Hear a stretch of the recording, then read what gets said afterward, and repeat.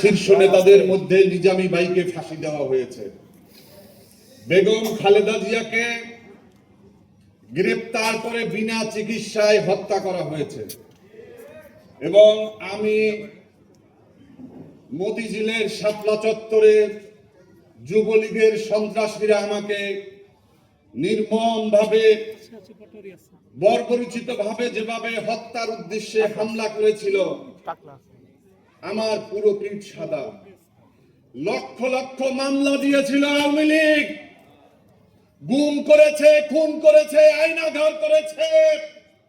তারপরেও আজকে বিএনপি ক্ষমতায় যাওয়ার পরে যে চেহারা জাতির সামনে উন্মোচিত করছে, আজকে ঘৃণা লাগে, লজ্জা লাগে। এই বিএনপি সেই বিএনপি নয়। আজকে আমরা শহীদ পরিবারের বক্তব্য শুনেছি, আহত ভাই বোনদের বক্তব্য শুনেছি। তারা কোনো পয়সা চায় নাই, তারা কোনো টাকা চায় নাই, তারা চাকরি চায় নাই, তারা শুধুমাত্র চেয়েছে যে শহীদদের বিচার করতে হবে, বাংলাদেশে যেন কোনো ফ্যাসিবাদ তৈরি না হয়। এজন্য জুলাই সনদকে বাস্তবায়ন করতে হবে।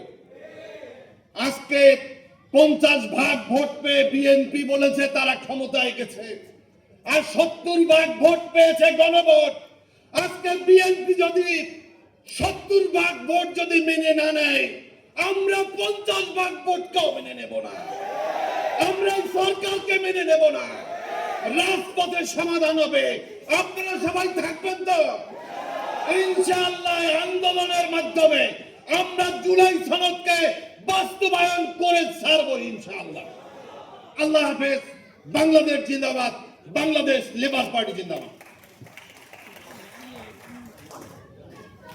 সংক্ষিপ্ত বক্তব্য।